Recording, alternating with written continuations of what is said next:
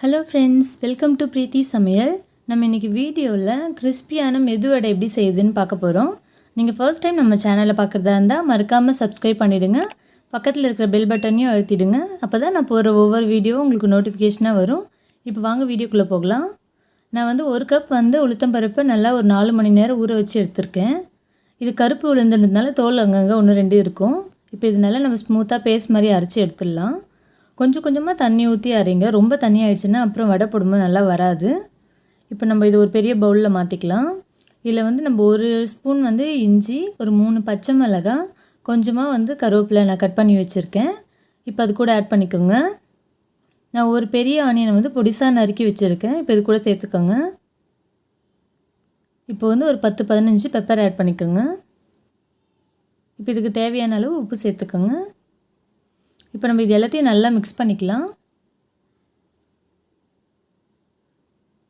நம்ம எந்த அளவுக்கு நல்லா இதை பீட் பண்ணி மிக்ஸ் பண்ணுறோமோ அந்தளவுக்கு இதில் காற்று நல்லா உள்ளே இறங்கிட்டு நல்லா கிறிஸ்பியாக நல்லா பஃப்னு நல்லா வரும்.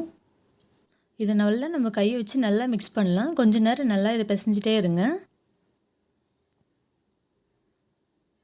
எப்பவுமே நம்ம வடை போடும்போது நம்ம மிக்ஸ் பண்ணிவிட்டு உடனே போட்டுடணும். அப்படி இல்லைன்னா நம்ம கொஞ்சம் நேரம் வச்சுருந்தாலோ இல்லை ஃப்ரிட்ஜில் வச்சுருந்தாலோ நிறைய எண்ணெய் தேவைப்படும். ரொம்ப எண்ணெய் இழுக்கிற மாதிரி ஆகிடும். அதனால் நம்ம நல்லா மிக்ஸ் பண்ணி விட்டுட்டுமே நம்ம எண்ணெயில் போட்டு பொரித்து எடுத்துக்கலாம். இப்போ இந்த பாருங்க நல்லா நான் பீட் பண்ணிகிட்ருக்கேன். அப்போ தான் காற்று நல்லா உள்ளே இறங்கும். நல்லா சாஃப்டாகவும் வரும், கிறிஸ்பியாக இருக்கும். இப்போ பாருங்கள் ரெடி ஆகிடுச்சு. இப்போ இது கூட நம்ம ஒரு 1/4 ஸ்பூன் பெருங்காயத்தூள் ஆட் பண்ணிக்கோங்க. இப்போ இது எல்லாத்தையும் நல்லா மிக்ஸ் பண்ணிக்கலாம். இப்போ இது எல்லாத்தையும் நல்லா மிக்ஸ் பண்ணியாச்சு. இப்போ நம்ம வடை போட போகிறோம். இப்போ நான் ஒரு பேனில் எண்ணெயை நல்லா ஒரு மீடியம் ஃப்ளேமில் சூடு பண்ணி வச்சுருக்கேன். இப்போ இந்த மாதிரி பக்கத்தில் ஒரு பவுலில் தண்ணி எடுத்துக்கோங்க. கையை நம்ம தண்ணியில் நல்லா நனைச்சிட்டு சின்ன சின்ன பால் மாதிரி நம்ம ரவுண்ட் பண்ணிக்கலாம். நீங்கள் தண்ணியில் நனைச்சி போட்டிங்கன்னா தான் அந்த மாவு நம்ம கையில் ஒட்டாமல் நல்லா வரும். இப்போ இந்த மாதிரி சின்னதாக ஒரு பால் மாதிரி பண்ணிக்கோங்க. இப்போ இது நடுவில் நம்ம சின்னதாக ஒரு ஓட்டை போட்டுக்கலாம். இப்போ பாருங்கள் ஆயில் நல்லா ஹீட் ஆகிடுச்சு. இப்போ நம்ம ஒன்று ஒன்றா போடலாம்.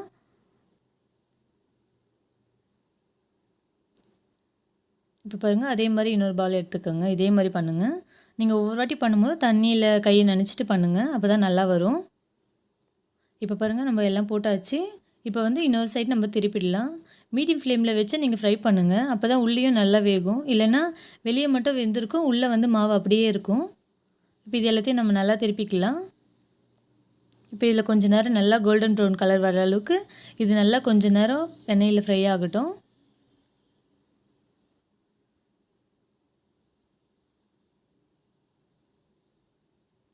இப்போ பாருங்கள் எல்லாமே நல்லா ஃப்ரை ஆகிடுச்சு. இப்போ நம்ம எடுத்துடலாம் இதை. இப்போ பாருங்கள் எவ்வளோ பார்க்கறதுக்கு கிறிஸ்பியாக நல்லா கலர்ஃபுல்லாக வந்திருக்கு. இது ரொம்ப ரொம்ப சிம்பிள் தான். நீங்கள் வீட்டில் ஈஸியாக செஞ்சிடலாம். இதை நீங்கள் வெங்காயம் சேர்க்காமல் கூட செய்யலாம் இதை. இப்போ பாருங்கள் கிறிஸ்பியான மெது வடை நம்மளுக்கு ரெடி ஆகிடுச்சு. நீங்கள் வீட்டில் செஞ்சு பாருங்கள்.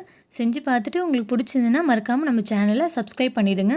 பக்கத்தில் இருக்கிற பெல் பட்டனையும் அழுத்திடுங்க. அப்போ தான் நான் போடுற ஒவ்வொரு வீடியோ உங்களுக்கு நோட்டிஃபிகேஷனாக வரும். தேங்க்யூ ஃபார் வாட்சிங் அஸ்.